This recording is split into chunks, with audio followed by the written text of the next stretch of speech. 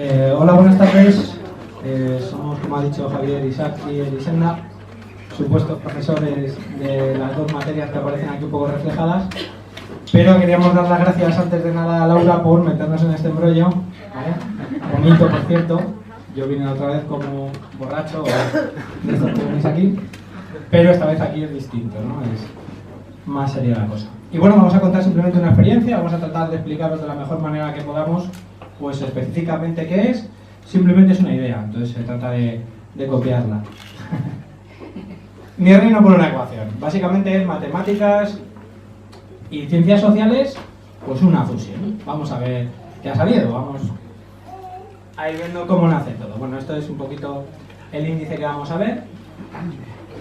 Y todo nace pues con unas cervezas, después de una charla como esta, cómo torturar a los niños. ¿Qué se nos puede ocurrir a los malvados profesores para intentar que los niños lo pasen muy mal? Bueno, lo primero, las asignaturas, ¿no?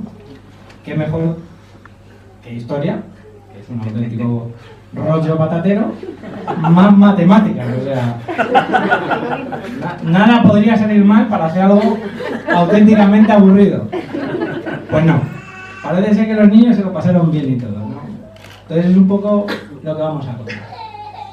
Hay un niño llorando, eso es lo que pasa con matemáticas y historia. Bien. Bueno, vamos a poner lo primero. Hay que decirlo, ellos estaban haciendo matemáticas, yo estaba dando ciencias sociales y en principio no había como una especie de unión, ellos no la conocían. Entonces lo que nosotros les pusimos, no sé si se va a poder ver, esto es un vídeo que les pusimos muy breve, dura, lo podemos, se hace falta cortar, que pusieron desde el área de matemáticas un día en clase para crear una expectación. Ellos no sabían que nosotros íbamos a desarrollar una actividad conjunta, simplemente habíamos visto pues, de una manera convencional. Sí, pero...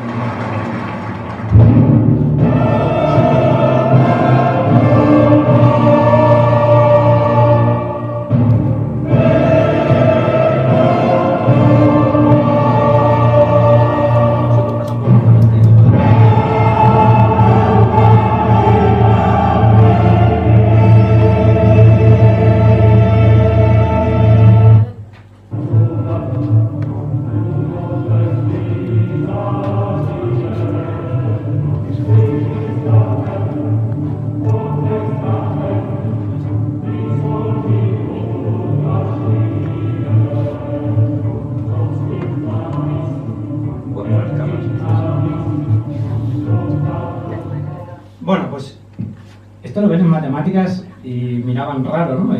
¿Qué están haciendo estos de matemáticas? Bueno, no estaban haciendo nada raro, era un poco para captar su atención, ¿no? Como han comentado antes. Ahora os dejo con Elisenda que va a explicar un poquito cómo funcionaba porque va más vinculado este apartado a las mates. Hola a todos. La primera fase constaba de pues, unos ejercicios, ¿vale? Durante 4 días iban a ir haciendo unos ejercicios de un tema en cada ejercicio, operaciones con polinomios, ecuaciones, problemas, identidades notables, etc. E iban ganando puntos. Ellos sabían cuántos puntos iban ganando porque los íbamos contabilizando con el Class Dojo, entonces había un ranking, ellos lo iban viendo y se iban animando a hacer más ejercicios. Se trataba de conseguir un mayor escalón, un escalón más alto o un estamento con más privilegios dentro de la escala social. Cada estamento conllevaba unos privilegios que representamos en las cartas. Si las queréis ir pasando. Las cartas las hizo Laura. Son chulísimas, es el punto más friki del juego, entonces a los chavales les animó bastante, ¿no? Este es el ejemplo, aquí llevan trabajando, esta fase es individual, ¿vale? Cada uno va ganando puntos y va viendo cómo va subiendo en el ranking. También había una puntuación de toda la clase. Se competía no solo dentro de la clase, sino con los otros grupos. De manera que al final, el 5.º día, se hacía ya la clasificación. Los 2 mejores de la clasificación eran el rey y la reina, o el rey y el príncipe, regente, fuera, ¿vale? Después teníamos la alta nobleza, el alto clero, la nobleza y la baja nobleza. El resto, campesinos. Cuando ya sabían el 4.º día, que llevaban poquitos días y que iban a quedar como campesinos, se esforzaban en las últimas ecuaciones, en los últimos problemas para conseguir unos puntos más y pasar de clase social. Vale. El último día, después de ya esa clasificación, el profe abdicaba en el rey y el rey iba nombrando todos los cargos, todos los nobles, los personajes del clero, obispos, etc. Y los campesinos. En paralelo, el departamento de historia. Bueno, pues nosotros estábamos mientras trabajando en el aula, pues un poco el atrezo que íbamos a... Porque bueno, para hacer una buena actividad, pues no puedes ir de normal, sino que hay que darle un poco de, ahora veréis, de fondo, de trasfondo a la cosa. Entonces pues íbamos creando, ahora lo veréis, que la clase estaba dividida en 4 feudos, un escudo para cada feudo, su rey con su atrezo, como veis, cada uno tenía una serie de objetos personales, dependiendo de qué fueras, qué estamento pertenecieras. Además de la carta ibas a tener una serie de objetos personales que luego se iban a intercambiar, como se explicaron, para el combate. Incluso estaban elaborando también los problemas. Combinaban, por lo tanto, las clases o el tiempo de las clases de matemáticas y de ciencias sociales de historia para ir elaborando un poco el trabajo. Bueno, llegamos a lo serio. Lo serio es el día de la batalla. Como veis, nosotros nos disfrazamos también un poco, éramos personajes singulares de la historia con ciertos atributos que los alumnos podían recurrir al profesor para que, en función de tus conocimientos, pues te podía ayudar. ¿Vale? Ahora veréis que en realidad la guerra era lanzar problemas matemáticos a los otros. El contexto era la historia medieval. Y un poco eso era lo que tratábamos de reflejar en las dos y que aprendieran de los dos ámbitos un poquito todo. Lo dejo con Eli, que va a explicar. Este es básicamente el esquema, ¿vale? Teníamos en cada clase, A, B, C, D, teníamos 4 feudos. Esto depende un poco del número de alumnos que tengamos. Cuantos más alumnos, más nobles, etcétera. Pero teníamos que dejar una muestra de cada uno para que hubiera pues, un representante de cada estamento. Teníamos una persona del alto clero, un noble, alguien del bajo clero, cada uno con una carta distinta que le ofrecía unos privilegios u otros. El resto, campesinos que trabajan y que se dejan la vida para facilitar la vida a los nobles y personajes del clero.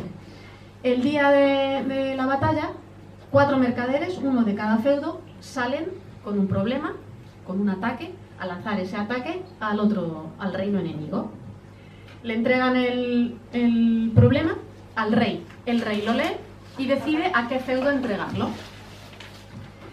Mientras lo resuelven, el mercader se espera que lo resuelven correctamente. Ese feudo, ese reino, ha rechazado el ataque.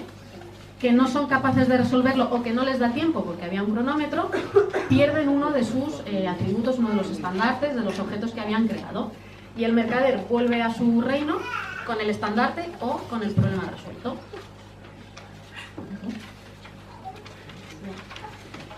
Al final de todo contabilizamos el número de estandartes que había conseguido cada uno o que había sabido mantener para ver quién ha ganado o quién se ha dejado. Bueno, pues simplemente un poquito cómo iban los chicos en función de su estamento vestidos, un poquito cómo funcionaba el juego. Como veis ahí se ven un poquito los feudos, que son los grupos dentro del reino que te da cada clase. Y bueno,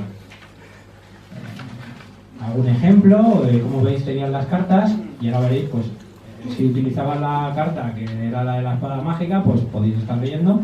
En este caso pues era una calculadora, porque era un poco atribuir a un noble, un arma mágica, pues una calculadora. O ejemplos como podéis ver por ahí, era un poco la idea, ¿no? Un poco gamificar la actividad para que trataran de resolver los distintos problemas que tenían. El rey podía hacer determinadas intervenciones y como conclusión un poco en general que valoraron ellos, en equipo evidentemente trabajaban mejor, o eso comentaban. Se dieron cuenta de pues, los grandes privilegios que tenían los nobles, porque los campesinos estuvieron haciendo problemas todo el rato, y venga, y claro, pues no querían volver a ser campesinos, o sea, exacto, pues, no mola ser no privilegiado, porque se dieron cuenta de eso, y en general, pues que hacer problemas era complejo, porque eran los que lanzaban el problema a los otros feudos, entonces tenían que estar elaborados y bien pensados. Bueno, no enrollo demasiado, así que en conclusión, aprender el feudalismo es una de las más fáciles que nunca estudié. Gracias por